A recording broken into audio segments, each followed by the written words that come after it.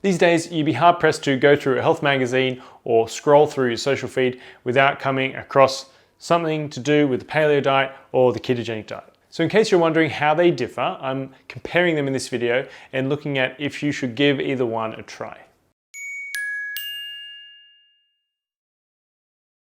The paleo diet, sometimes called the caveman diet, is based on the principle that eating foods that were available to early humans will promote optimal health. One of the fundamental theories behind the paleo diet is that modern food systems, production and processing techniques, are damaging to human health.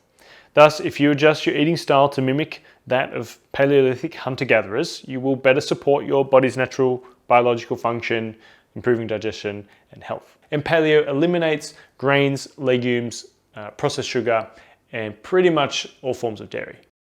The keto or ketogenic diet aims to induce ketosis through the calculated adjustment of dietary macronutrients, namely carbs, protein, and fat. Ketosis is the metabolic state in which your body uses calories from fat instead of carbs to create the energy needed to carry out its normal functions. In comparison to a standard diet, the macronutrient distribution of the keto diet is shifting significantly in favor of fat, with moderate protein and very few carbs, like less than 5 to 10% of calories or 50 grams of carbs per day. Now remember, the purpose of achieving ketosis with this diet plan is to induce the metabolic breakdown of fat in your body. Thus, it's imperative that your macronutrient intake is tightly controlled, i.e. your carbs are very low and your fat intake is very high. Otherwise, you risk putting your body out of that metabolic state of ketosis. These diets have a lot in common. Although they are distinct, paleo and keto diets share many characteristics. So here are some of the main ideas that these diets have in common. They both emphasize whole foods. So both keto and paleo diets strongly encourage eliminating all ultra-processed foods and replacing them with whole foods like fresh vegetables, meat, fish, and nuts.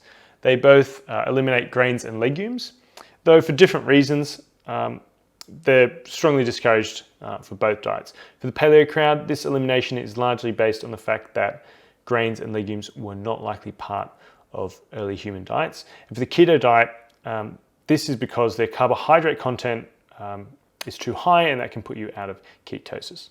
They both eliminate added sugar.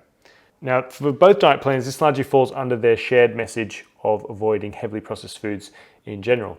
However, paleo dieters are a bit more flexible with this rule, as unrefined sugar sources like honey and maple syrup are still permitted. Now, keto, on the other hand, doesn't allow any added sugar sources, refined or not, due to the high carb content of these foods. Both diets emphasize healthy fats. They both recommend moderate to liberal amounts of olive, coconut and avocado oils, nuts, seeds and fish. These foods are known to benefit heart health because of their poly and mono unsaturated fat content, coconut oil being the exception there. And both may be effective for weight loss. Now, this one isn't rocket science. There's no magic additional fat burning happening. Basically, when you don't eat junk food and replace it with more fulfilling whole foods, you consume fewer calories. This leads to weight loss. Both diets can help you do that. As for the major differences, well, paleo still allows carbs from whole food sources such as fruits, some starchy vegetables, unrefined sweeteners. On the other hand, the keto diet restricts all of these because it wants to keep the carb content very low. On the flip side, the ketogenic diet encourages high-fat dairy foods like cream and yogurt, whereas the paleo diet eliminates dairy foods, except for butter. For some reason, butter is allowed. Which one is healthier? In a side-by-side comparison, the paleo diet is the better option overall. Paleo allows for more flexibility of food choices and more options for obtaining the wide array of nutrients your body needs on a daily basis. Freedom within food choices makes paleo easier to maintain long-term with less potential to be socially isolating, basically.